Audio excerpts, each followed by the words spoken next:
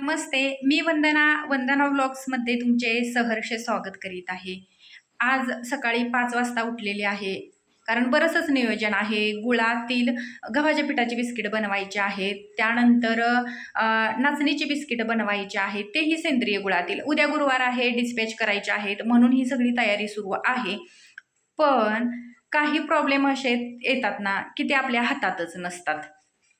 तुम्हाला दाखवते घरातील सगळी कामं माझी आवरलेली आहेत आणि किती वाजलेले आहेत हे सुद्धा तुम्हाला मी दाखवते. बघा किती वाजलेत, 8:45 वाजलेले आहेत. माझं घरातलं काम बरोबर 8:30 वाजता आवरलेलं आहे.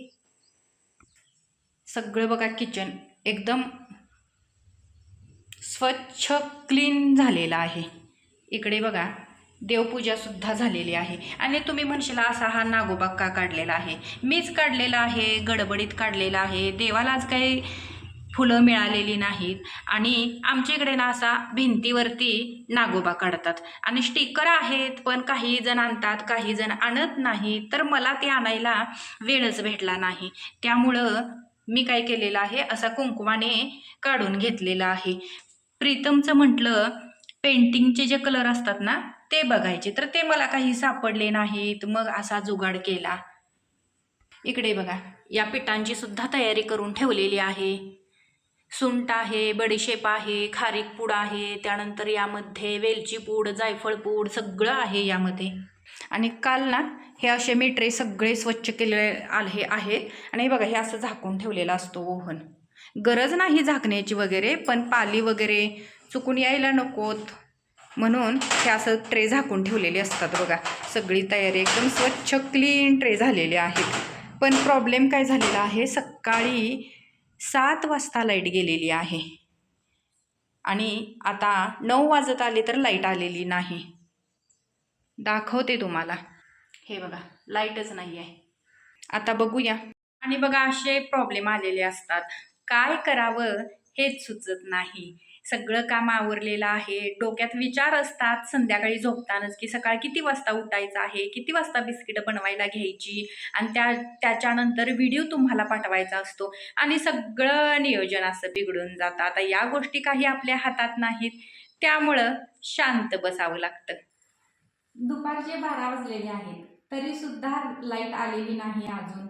मग म्हटलं आज तुमच्या सोबत एक गोष्ट शेअर करायची आहे. माझ्या मनात विचार आलेले आहेत की एक उपक्रम राबवायचा आहे. तर याविषयी तुम्हाला काय वाटतंय ते मला कमेंटमध्ये नक्की सांगा. आता हे जे लिंबू आहेत ना, किती आहेत बघा, भरपूर लिंबू आहेत आणि लिंबूचा आकार बघा केवढा मोठा आहे. संत्री असतो ना, जरा कमी तेवढा लिंबू आहे हा. आणि हा लिंबू विशेष म्हणजे आतून पिवळा लिंबू आहे. याचा सरबत तर इतका छान लागतो ना, मस्तच लेमन ज्यूस सारखा याचा सरबत तयार होतो. खूप छान आहे. रस तर अर्धी वाटी, यातला जर रस काढला ना अर्धी वाटी रस निघतो, इतका रस यामध्ये आहे. पण काय होतं ना, हा लिंबू पिकला ना असं बघा खराब होतो असा लिंबू आणि आतून थोडी आळी निर्माण होते आणि हा लिंबू असा मऊ होतो.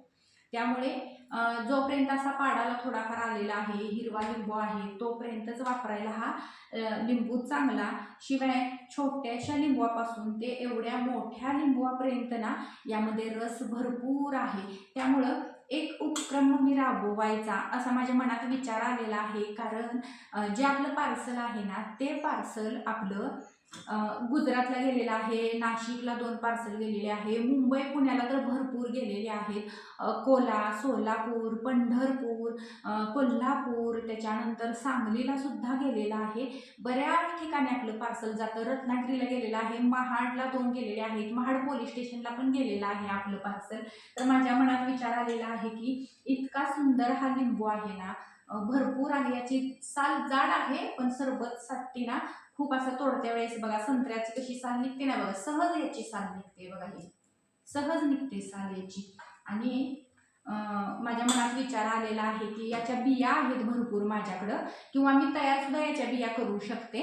तर माझ्या मनात विचार आलेला आहे की ज्या ज्या ताई माझ्याकडून पार्सल घेतात ना, त्या ताईंना याच्या 4-5 बिया पुडीमध्ये छोट्याशा बांधून मी पार्सल बॉक्समध्ये टाकू शकते आणि त्यांना त्याच्या ह्या ज्या बिया आहेत ना त्या त्यांना तिथं पोचतील आणि त्याची ती झाडं तयार करतील. एक आठवण म्हणून असा माझ्या मनात विचार आला आहे की माझी आठवण म्हणून किंवा आपल्या चॅनेलची आठवण म्हणून त्यांच्याकडे याचं हे झाड तयार होईल. त्यामुळं तुम्हाला हा उपक्रम कसा वाटतो मला कमेंटमध्ये सांगा. शिवाय ही जी सीताफळं आहेत ना, गावरान देशी आहेत सीताफळं, याच्या सुद्धा आपल्याकडे बिया आहेत बघा. ह्या बिया आहेत बघा, भरपूर अशाच टाकून वगैरे दिलेल्या आहेत आणि या बियांचा उपयोग केसासाठी भरपूर आहे.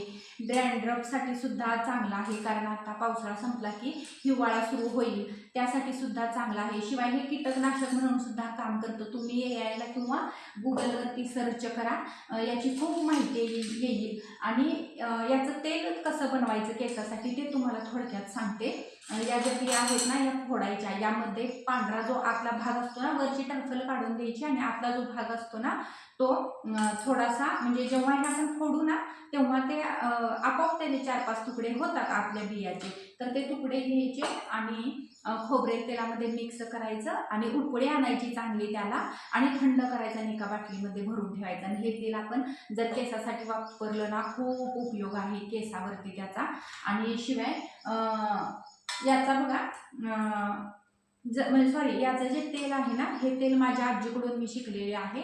मला वाटते 1999ला माझी आजी वारलेली आहे, म्हणजे माझ्या पप्पांची आई. ती आमच्या केसाला कायम हे असलं तेल करायची लावायला. आणि त्यामुळं काय होतं की केसातला डॅन्ड्रफ वगैरे कमी होतो. शिवाय याचं जे आपण नाही ह्याच्यावरती झाडांच्या वरती वगैरे हे पाणी याचं तयार करून भिजत घालून याचं पाणी तयार करायचं आणि ते कीटकनाशक म्हणून आपण फुलझाडं फळझाड वगैरे असतात ना त्याच्यावरती सुद्धा करू शकतो. पण ते करण्यापेक्षा आपण केसासाठी याचा उपयोग करू शकतो. तर यातल्या निम्म्या बिया जरी आपण तेलामध्ये टाकल्या ना तरी बास आहे. तर या बिया सुद्धा कुणाला पाहिजे असतील तर मला नक्की सांगा. आज बिस्किटचा व्हिडिओ नाही म्हणून माझ्या डोक्यात आलं की हे आपण त्यांना सांगूया. बरेच दिवस झालं माझ्या डोक्यात हा विचार आलेला. आणि ज्या ज्या काहींना माझ्याकडून पार्सल हवे आहेत ना, त्यांनी जो व्हॉट्सअप क्रमांक आहे ना आपला, त्याच्यावरती हाय करा. म्हणजे तुम्हाला सगळे रेड बिस्किटचे मिळून जातील आणि त्याच्यावरती तुम्ही बुकिंग करू शकता. शिवाय तुम्हाला जर या बिया हव्या असतील तर या बिया सुद्धा तुम्ही माझ्याकडून मागवू शकता, कारण माझी एक आठवण राहील तुमच्याकडं. आणि शिवाय मलाही तेवढाच आनंद होईल. आता या लिंबूचा प्रश्न पडलेला आहे, मला काय करायचं आता. बऱ्यापैकी कोणी येत जाईल त्यांना मी देऊन टाकीन ते लिंबू, असं काही हे नाही. पण तरी सुद्धा याचं लोणचं चांगलं होतंय नाही होतंय हे सुद्धा मला माहिती नाही. जवळजवळ 5 ते 6 महिने झाले बघा हे लिंबू आमच्याकडे आहेत. बऱ्याच जणांना दिलेले सुद्धा आहेत. आणि तुम्हाला बघा शॉर्ट व्हिडिओमध्ये बघा त्याचं झाड सुद्धा पाहायला मिळेल तुम्हाला. आजचा व्हिडिओ कसा वाटला कमेंटमध्ये सांगा. भेटू उद्याच्या व्हिडिओमध्ये. तोपर्यंत बाय.